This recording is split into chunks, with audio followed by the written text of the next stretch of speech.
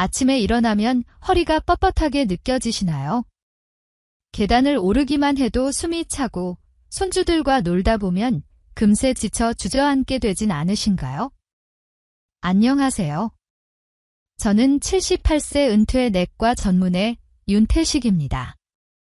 45년간 환자를 진료하고 은퇴 후에도 무료 진료 봉사를 이어오고 있지만 사실 저 역시 여러분과 비슷한 고민을 겪었습니다.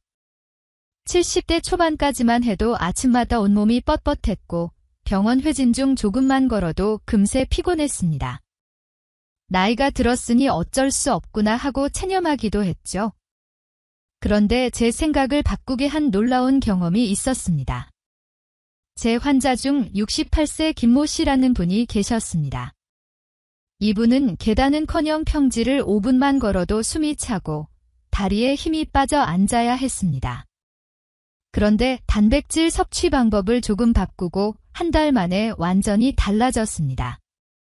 손주와 공원을 산책하며 뛰어놀 정도로 기력이 돌아온 것이죠. 김모 씨는 이렇게 말씀하셨습니다. 선생님, 이렇게 활력이 넘칠 줄은 정말 몰랐습니다. 오늘 영상에서는 제가 직접 경험하고 환자분들을 통해 확인한 그 비밀, 바로 올바른 단백질 섭취법에 대해 알려드리겠습니다.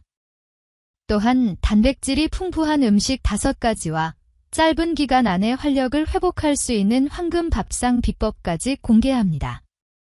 이 영상을 끝까지 보고 그대로 실천하신다면 한 달 후 아침에 훨씬 개운하게 일어나고 손주와도 예전처럼 웃으며 함께 뛰어놀 수 있는 자신을 만나실 수 있을 겁니다.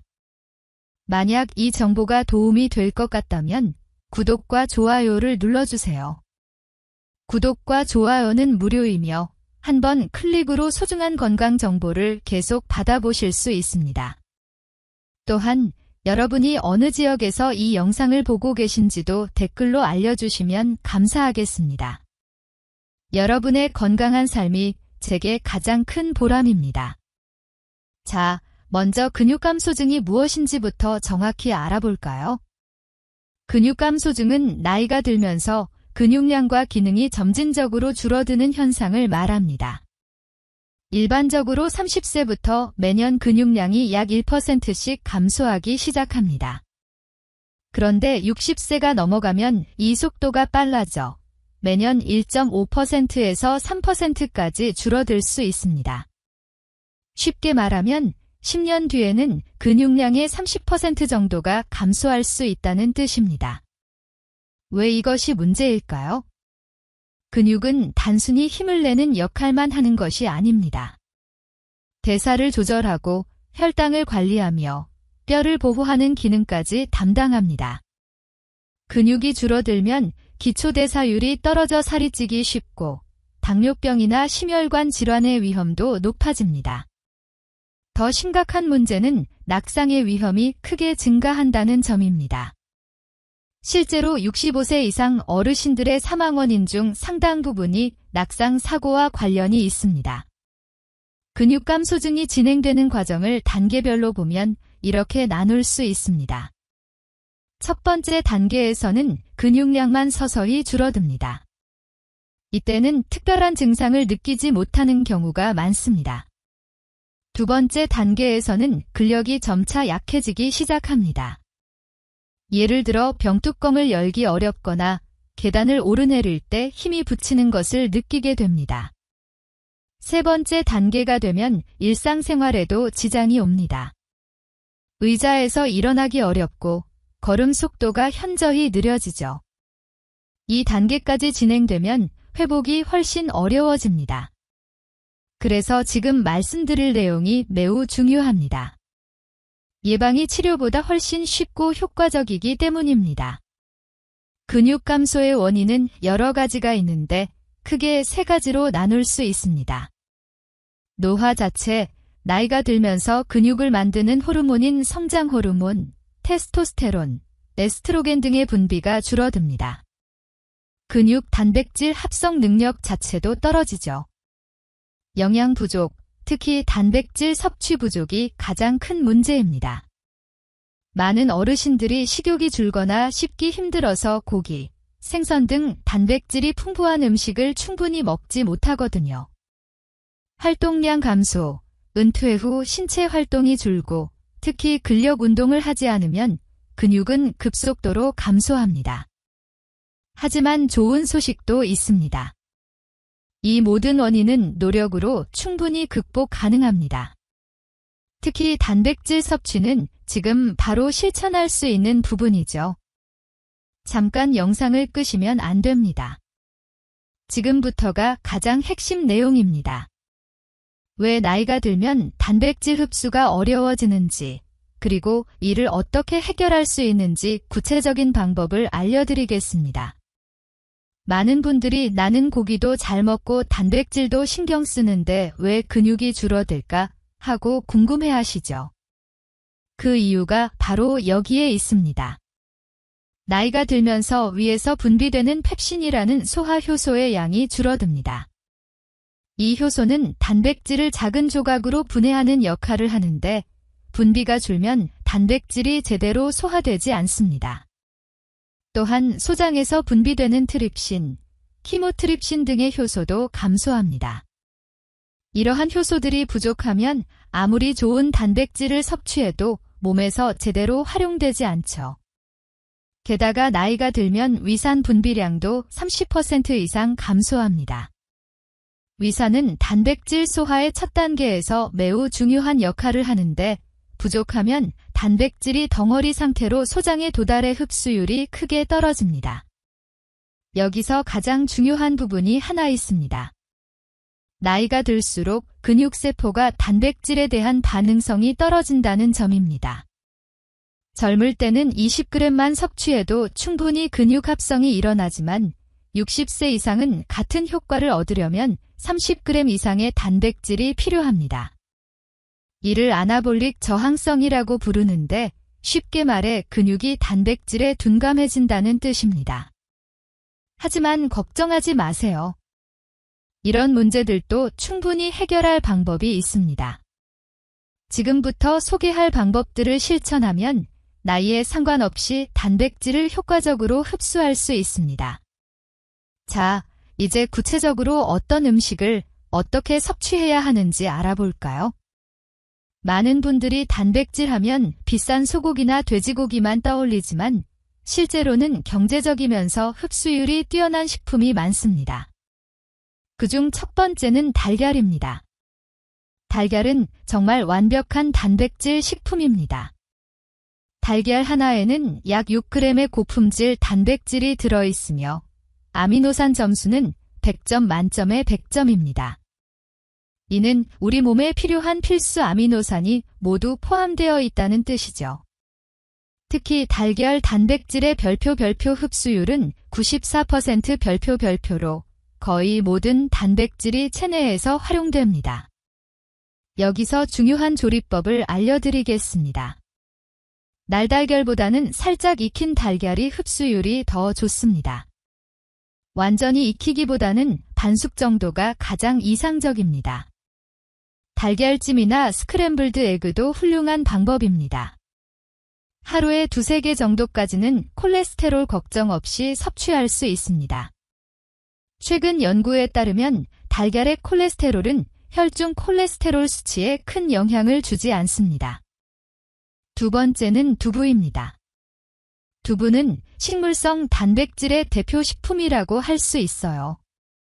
두부 100g에는 약 8g의 단백질이 들어있으며 소화 흡수율이 90% 이상으로 높습니다. 특히 두부는 소화가 잘 되기 때문에 위장이 약한 분들도 부담 없이 섭취할 수 있습니다. 또한 이소플라본이 포함되어 있어 뼈 건강에도 도움이 됩니다. 두부를 더 효과적으로 먹는 방법은 단독으로 먹기보다는 김치찌개나 순두부찌개처럼 다른 재료와 함께 조리하는 것입니다. 특히 버섯과 함께 먹으면 단백질 합성에 필요한 비타민과 미네랄을 함께 섭취할 수 있습니다. 세 번째는 고등어입니다. 등푸른 생선 중에서도 고등어는 단백질과 오메가3 지방산을 동시에 섭취할 수 있는 훌륭한 식품입니다. 고등어 100g에는 약 20g의 고품질 단백질이 들어있으며 흡수율은 95%로 매우 높습니다. 특히 근육 합성에 중요한 류신 아미노산이 풍부합니다. 오메가3 지방산은 근육의 염증을 줄여 단백질 합성을 돕는 역할도 합니다. 고등어를 조리할 때는 튀기지 말고 찜이나 조림으로 드시는 것이 좋습니다. 기름에 튀기면 좋은 지방산이 손상될 수 있기 때문입니다. 고등어 무조림이나 고등어 김치찜이 이상적입니다. 네 번째는 닭가슴살입니다. 닭가슴살은 동물성 단백질 중 지방이 적고 단백질이 많은 대표 식품입니다. 100g당 23g의 단백질이 들어있으며 흡수율도 92%로 매우 높습니다. 많은 분들이 닭가슴살은 퍽퍽하고 맛이 없다고 생각하시지만 맛있게 먹는 방법이 있습니다. 조리 전에 소금물에 30분 정도 담가두면 수분이 보충되어 훨씬 부드럽고 촉촉하게 즐길 수 있습니다. 닭가슴살은 완전히 익히지 않고 속이 살짝 분홍빛이 남을 정도로 조리하는 것이 좋습니다. 닭가슴살 샐러드나 닭가슴살죽으로 만들어 드시는 것도 좋은 방법입니다. 다섯 번째 추천 식품은 그릭 요거트입니다. 그릭 요거트는 일반 요거트보다 단백질 함량이 2배 이상 높으며 100g당 약 10g의 단백질을 포함하고 있습니다. 또한 유산균까지 함께 섭취할 수 있어 소화와 흡수에도 도움이 됩니다. 특히 그릭 요거트의 단백질은 카제인 성분이 주를 이루어 천천히 소화되며 근육에 지속적으로 아미노산을 공급해줍니다. 따라서 잠들기 전 섭취하면 밤사이 근육 합성에 큰 도움이 됩니다. 그릭 요거트에 견과류나 베리류를 함께 넣어 먹으면 영양 균형이 더욱 좋아집니다. 특히 아몬드나 호두를 함께 먹으면 비타민 E와 마그네슘까지 섭취할 수 있습니다. 여기서 중요한 팁 하나 더 알려드립니다. 아무리 좋은 식품을 섭취해도 흡수가 제대로 되지 않으면 효과가 제한됩니다. 지금부터 단백질 흡수율을 높이는 방법을 알려드릴 테니 절대 영상을 끄지 마세요. 첫 번째, 하루 단백질을 한 번에 몰아서 먹지 마세요. 우리 몸은 한 번에 30g 이상의 단백질을 효율적으로 처리하기 어렵습니다. 따라서 하루 3끼에 나누어 섭취하는 것이 중요합니다. 이상적인 분배는 아침 25g, 점심 30g, 저녁 25g 정도입니다. 이렇게 하면 하루 종일 근육에 아미노산이 꾸준히 공급되어 근육 합성이 활발히 일어납니다. 특히 아침 단백질 섭취가 매우 중요합니다. 밤 동안 공복 상태였던 근육에 아미노산을 공급해주기 때문에 아침에 충분한 단백질을 섭취하면 하루 종일 근육 합성률을 높게 유지할 수 있습니다. 두 번째로, 단백질과 함께 섭취하면 흡수를 도와주는 영양소들이 있습니다. 먼저 비타민 C입니다. 단백질 섭취 시 비타민 C를 함께 먹으면 콜라겐 합성을 촉진합니다. 예를 들어 고기나 생선을 드실 때 레몬즙을 뿌리거나 파프리카, 브로콜리 같은 비타민 C가 풍부한 채소를 곁들이면 좋습니다. 다음으로 아연도 중요한 영양소입니다. 아연은 단백질 합성에 관여하는 효소들의 활동을 돕습니다.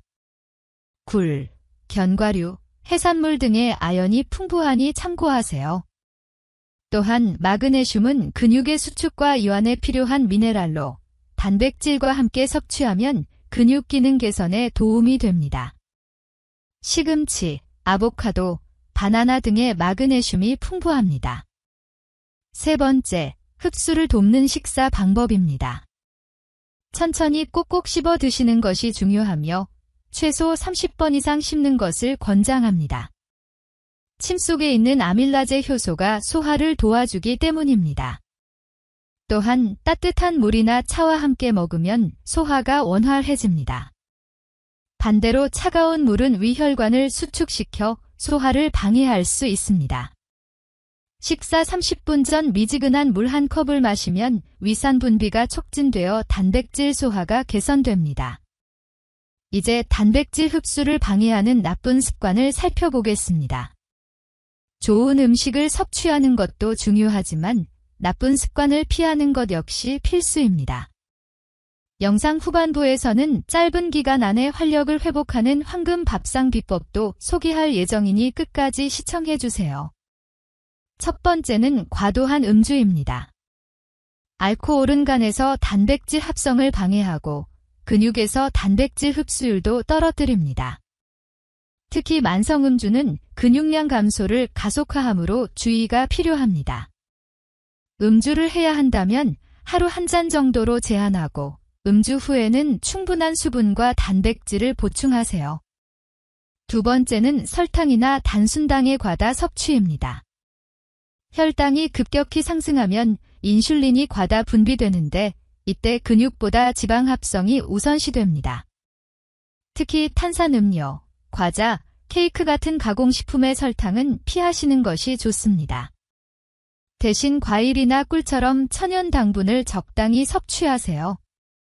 마지막으로 탄수화물을 지나치게 제한하지 않는 것이 중요합니다.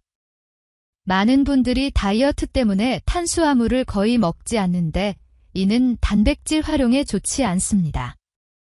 적당한 탄수화물은 근육에서 단백질 합성을 돕는 역할을 하므로 현미, 고구마, 감자처럼 복합 탄수화물을 적절히 섭취하세요.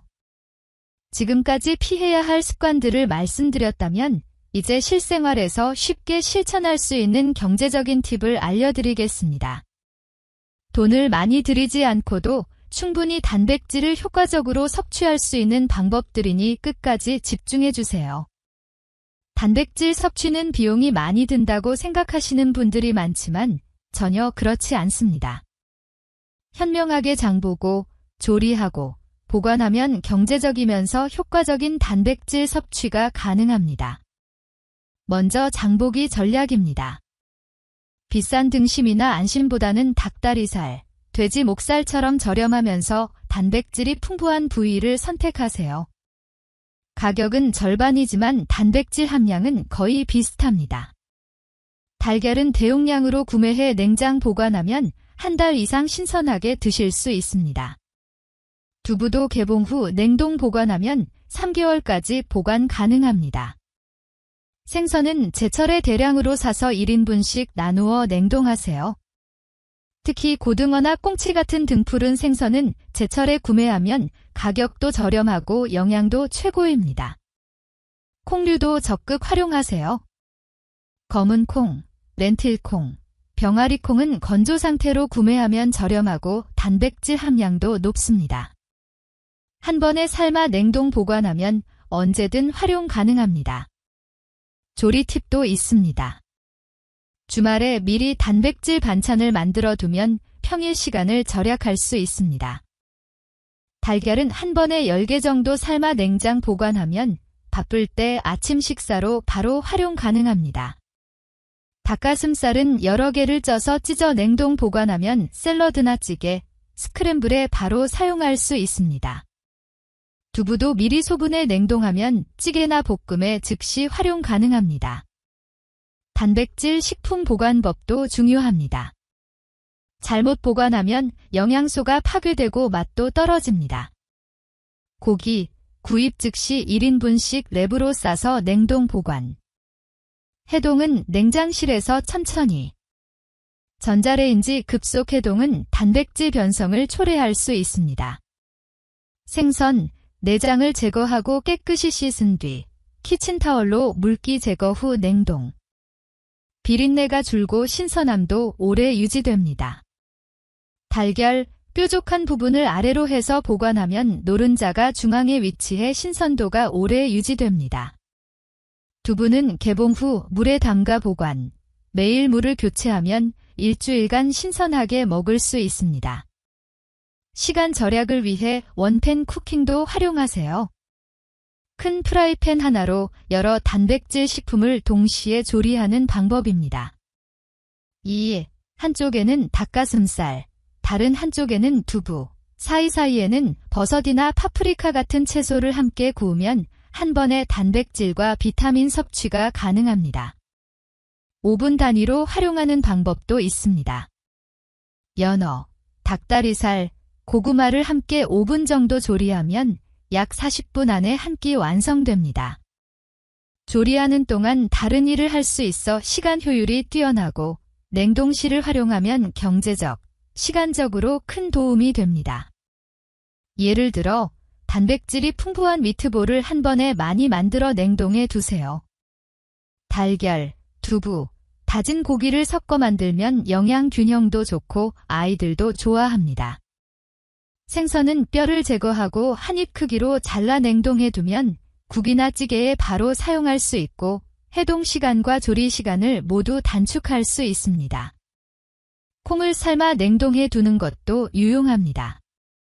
콩밥이나 샐러드에 바로 활용할 수 있습니다.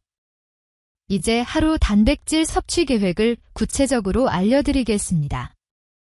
60세 이상 성인의 경우 체중 1kg당 1.2에서 1.5g 단백질이 필요합니다. 예를 들어 체중이 60kg이면 하루 72에서 90g의 단백질이 필요하다는 의미입니다. 아침 식사, 달걀 스크램블, 그릭 요거트, 통곡물 토스트 1장. 달걀 2개 스크램블 약 12g 단백질. 우유 50ml 첨가 플러스 2g. 그릭 요거트 100g 10g. 아몬드 6개 플러스 1g. 통곡물 토스트 1장 3g. 총합 28g 단백질.